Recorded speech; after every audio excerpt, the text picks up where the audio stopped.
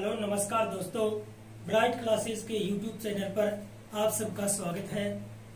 हमारी संधि में विसर्ग संधि चल रही थी और विसर्ग संधि के हमने 2 नियम पढ़ लिए थे। अब उससे आगे के नियम पढ़ने जा रहे हैं।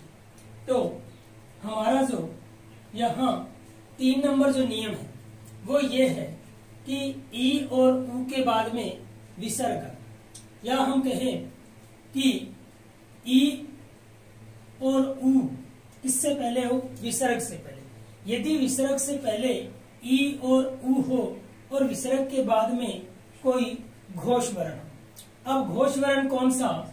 यदि मैं घोष वर्ण की बात करूं तो घोष वर्ण होता है प्रत्येक वर्ग का तीसरा, चौथा और पांचवा वर्ण। प्रत्येक वर्ग का तीसरा, चौथा, पांचवा वर्ण और उसके बाद में य, रे, ले और व। प्रत्येक वर्ग का तीसरा, चौथा और पांचवा वर्ण और य, रे, ले, व। यदि ये वर्ण हो तो जो विसर्ग है वो किसका रूप ले लेता है? रे का रूप ले लेता है। तो याद रखना, हमारा तीसरा नियम क्या है कि यदि विसर्ग से पहले ई और ऊ हो और विसर्ग के बाद में कोई घोष वर्ण हो तो क्या होगा? विसर्ग है वो रे का रूप ले लेता है। उदाहरण के लिए जैसे मैंने एक शब्द लिखा, निहि प्लस में धर, निहि प्लस में धर। यदि मैं इस शब्द की बात करूं तो हमारे पास यहाँ विसर्ग से पहले कौन से स्वर की मात्रा है? तो यहाँ ई की मात्रा है। किसकी मात्रा है? ई की मात्रा। और विसर्ग के बाद में यहाँ ध कौन सा वर्ण है? ध हम देखें तो यहाँ चौथा वर्ण यानी तय वर्ग का चौथा वर्ण यानी घोष वर्ण है। तो इस वजह से ये जो विसर्ग है ये किसका रूप ले लेगा? रे का रूप ले लेगा और ये क्या हो जाएगा? निर्धन। ये क्या हो जाएगा? निर्धन। अन्य उदाहरण यदि हम देखें, जैसे एक शब्द आता है आशी प्लस में वाद। यदि इस शब्द की हम बात करें तो यहाँ विसर्ग से पहले जो शब्द है उसमें यहाँ मात्रा किसकी है? तो ये ई की मात्रा है। किसकी मात्रा है? ई की मात्रा है। तो ई की मात्रा होने की वजह से ये जो विसर्ग है ये किसका रूप ले लेगा? ये रे का रूप ले लेगा और ये हो जाएगा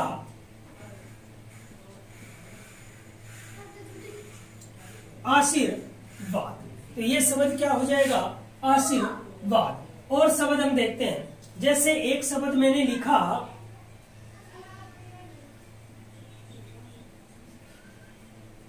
ज्योति प्लस में मैं।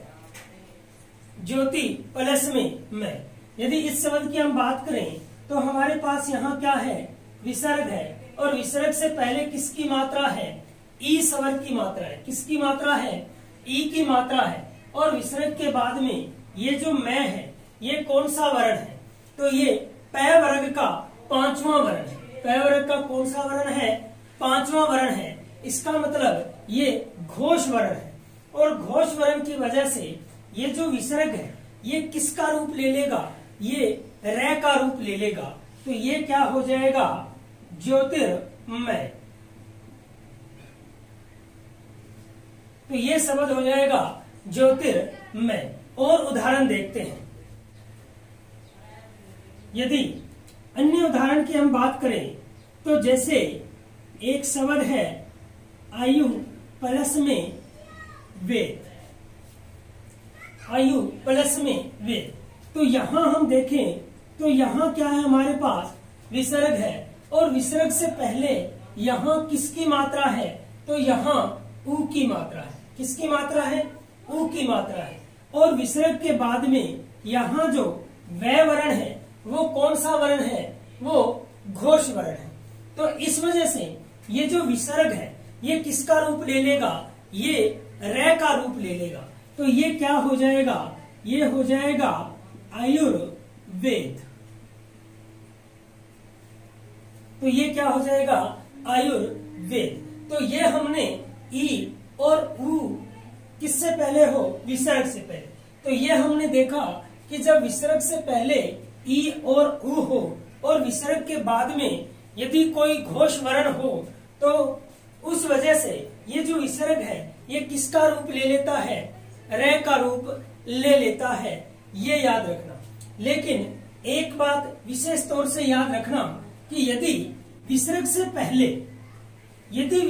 पहले ई और उ की मात्रा है, यदि विसर्ग से पहले क्या है, ई और उ की मात्रा है और उसके बाद में यदि क और प वर्ण है, यदि विसर्ग से पहले ई और उ की मात्रा है और उसके बाद में क और प वर्ण है, तो इस क और प वर्ण की वजह से ये जो विसर्ग है ये मूर्धन्य स में परिवर्तन हो जाएगा।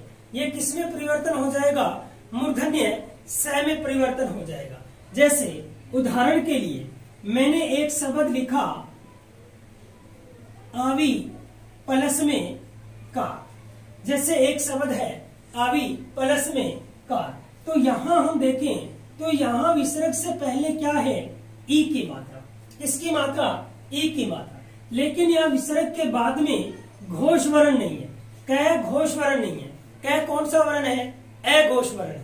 लेकिन जब ई के बाद में या उ के बाद में विसर्ग हो और उसके बाद में क और प हो तो ये विसर्ग है, ये किसका रूप ले लेता है, ये मूर्धन्य स का रूप ले लेता है। तो इसका मतलब अब ये जो विसर्ग है ये किसका रूप ले लेगा, मूर्धन्य स का। तो ये क्या हो जाएगा, ये हो जाएगा आविष्कार। अन्य उदाहरण यदि हम देखें, जैसे मैंने एक शब्द लिखा चतु प्लस में पार, जैसे ये शब्द है चतु प्लस में पार। यदि इस शब्द की हम बात करें तो यहाँ विसर्ग से पहले किसकी मात्रा है, उ की मात्रा है। यहाँ विसर्ग से पहले किसकी मात्रा है, उ की मात्रा है। और विसर्ग के बाद में कौन सा वर्ण है, प वर्ण है। तो विसर्ग से पहले उ की मात्रा है और विसर्ग के बाद में क या प हो, तो विसर्ग के बाद में क और प हो तो ये जो विसर्ग है ये मूर्धन्य स का रूप ले लेगा। तो ये क्या हो जाएगा, ये हो जाएगा चतुष्पाद।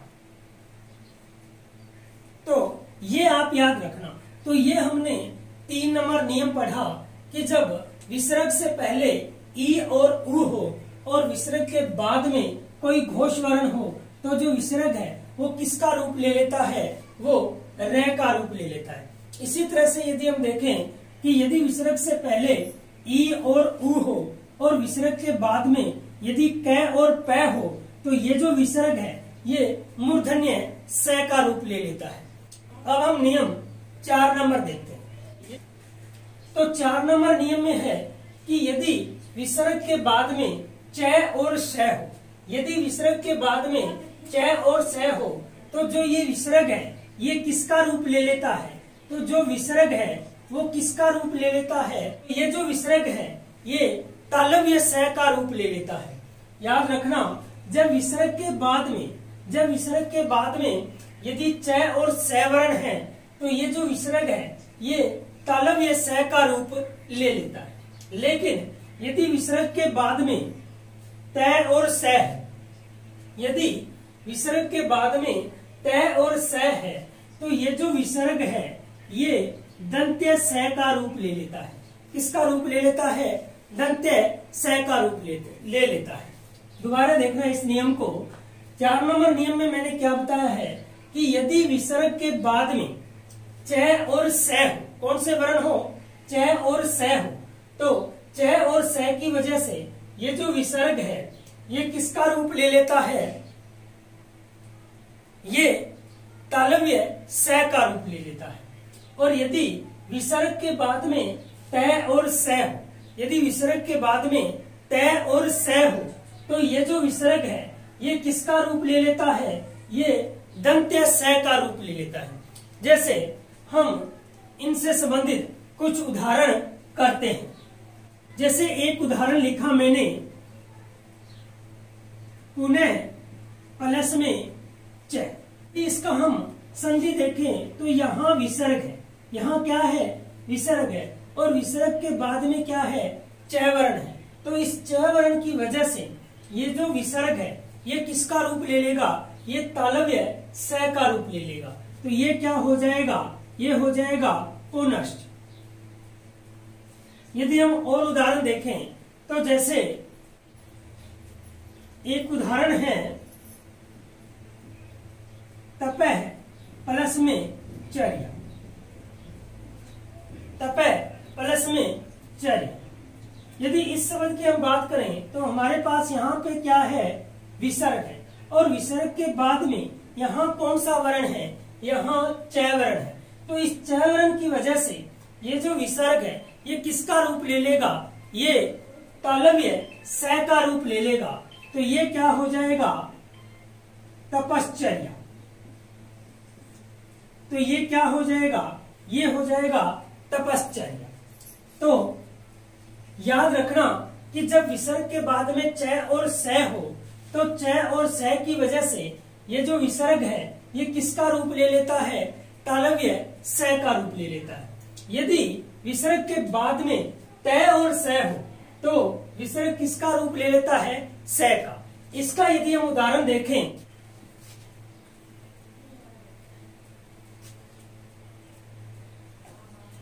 एक उदाहरण है नमः प्लस में ते। तो हमारे पास एक उदाहरण है नमः प्लस में ते। यदि इसे हम देखें तो हमारे पास यहाँ पे क्या है? विसर्ग है, और विसर्ग के बाद में कौन सा वर्ण है? तय वर्ण है। तो इस तय वर्ण की वजह से ये जो विसर्ग है ये किसका रूप ले लेगा? ये दंत्य स का रूप ले लेगा, और ये क्या हो जाएगा? ये हो जाएगा नमस्ते। ये क्या हो जाएगा? नमस्ते। और उदाहरण देखें,